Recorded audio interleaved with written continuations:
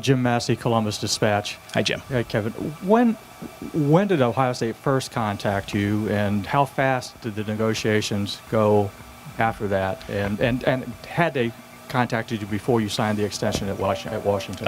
I just spoke with Gene and Michelle this week, and like I said, we had a quick first conversation, Gene and myself, and just a little bit about what the vision would be, and we got back again in a little more serious tone in terms of their interest level and mine, and I had gone home and spoken to my wife, and then it went quickly from there. We had a much more extensive interview. Michelle and Gene and myself and some other people that they have a committee with, and we spent some time on Skype, and we had a lot of back and forth going, and we had a great session there. And then after they had a chance to regroup and kind of finish out their process, Gene called me with an offer. And I'll tell you, it took me 5 seconds to, actually not 5 seconds, it took me 2 seconds to say, yes, I'm coming. And that's how it went down. Rusty Miller, AP. What's your relationship like with Thad Matta? You coached with him at Xavier, and did he have any role at all in this? You know, Thad has been a great friend and confidant of mine for a long time. Even going back, I started my career as an assistant coach at Miami University in Oxford, Ohio, and Thad was on the men's side at the time, and that's where our relationship started, and we've kept in touch since. And certainly he was the head coach at Xavier when I got that job there. And, you know, I had talked to Thad a little bit early on when the job was open, but he just kind of said, hey, I'm going to really give Gene and Michelle a little bit of space here to go through their process and make sure, you know, they're doing what they have to do.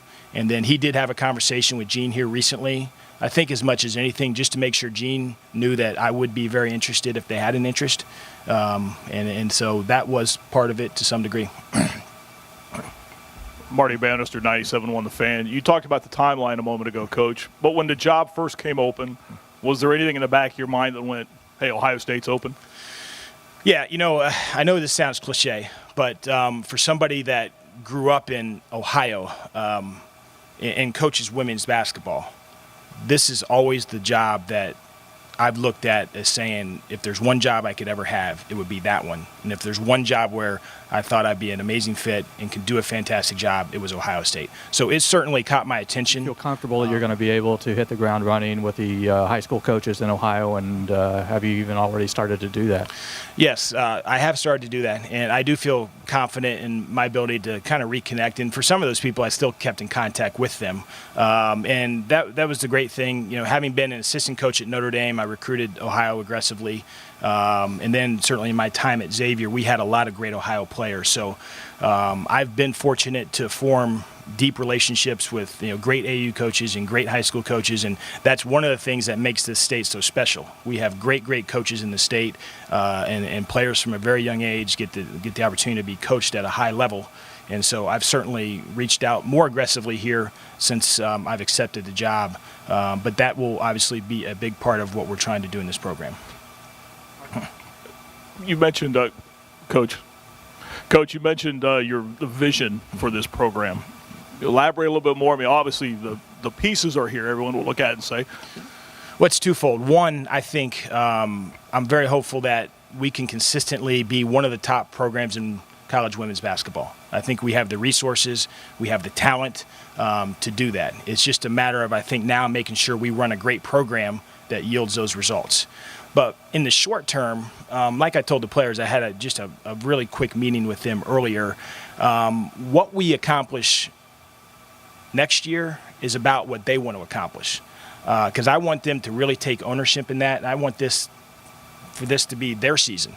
So we'll sit down between now and when we start playing next year and make sure we carve out some very tangible goals that they want to accomplish, and then that will be mine and my staff's job to make sure we help them reach those goals.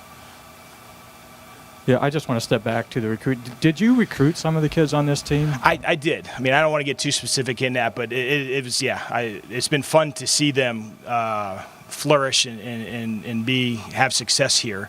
But I did recruit them, and I've certainly recruited a lot of players in their different AAU and high school programs. So does that make it easier coming into a new team that you actually do know some of these kids? It could, yeah, it could. I think right now the other thing I told them is I think the biggest thing now is like I'm here. There could be some people coming from Washington with me staff-wise, and certainly there's some people here I want to talk to. So, but basically I'm a one-man band today. So I think the best thing is to keep it really simple. So I talked with them like, hey, we're about at the end of the semester. Let's make sure we go to class. Let's make sure we're prepared for final exams, and let's make sure we really finish up on a strong note. And we'll kind of get to the relationship and that type of stuff here in the coming weeks. I'm going to meet with everybody individually when I get off the road recruiting after this weekend. Coach, welcome. Clay Hall, ABC 6, Fox 28. It appears that they've paid handsomely for you. That's what happens when you have 6 kids. It takes a lot to move from Right. Seattle to Columbus, and there's a lot of logistics there, Clay. And there's a buyout involved, from what I understand. Yeah. So what does that say about their commitment and what they expect from you? Well, I think obviously, in talking with Gene and Michelle, we have high expectations here. And I'll say I think for some coaches, it may even scare some people off. But I've always wanted the opportunity to be at a place where you're expected to be the best, but also given the resources and the opportunity to be the best. And I think we can do that. And I want to embrace the high expectations that we have here. And I think that's the only way to really have true success. And Gene and Michelle and the university have been very, very generous to me and my family. And I couldn't be more appreciative of it. And it's a fantastic contract, and it just shows their commitment not only to me, but to women's basketball. Coach, you talked about recruiting a moment ago, about worldwide and that sort of thing, but everyone knows the state of Ohio. You hear this term used sometimes, throw a fence up around the state, not let the talent out. Is that your first aim, is to make sure Ohio's taken care of first?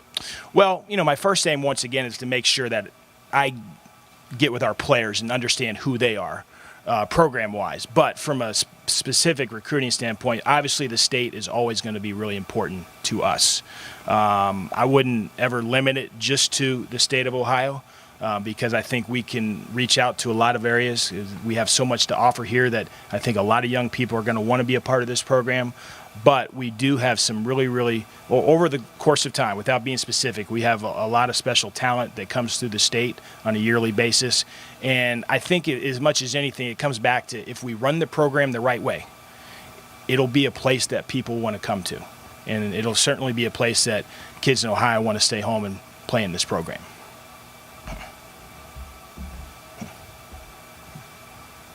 Any more questions? Back in the back. Just curious, Coach, how specific was Ohio State and what they expect from you? It was more general about like how the program is going to be run and the fact that we can be having consistent success, certainly in the Big Ten and nationally. But it wasn't super specific. I think we want to compete for championships. That's what it means to me. And like I said, in the short term, I want to get to know our players more and see what they want to accomplish. But hey, this is a fantastic opportunity for me, and I wouldn't have come if I didn't want us to compete for championships here. Any more questions?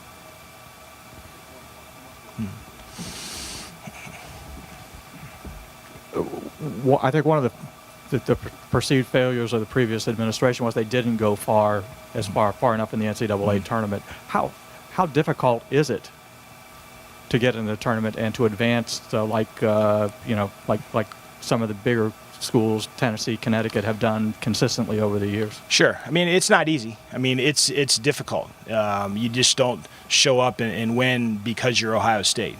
So it's not like it's just going to start happening like that. But I do know we have a lot of great kids in the program, and in the coming years we'll have a chance to add what I think will be the right people.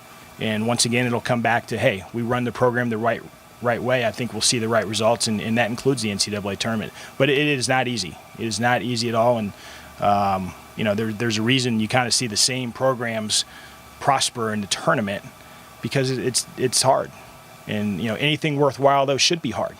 And I don't think you're going to see anyone ever, myself or anyone on my staff, shy away from that, or our players. It's going to be difficult. We're going to have to embrace a difficult process if we want to have that success.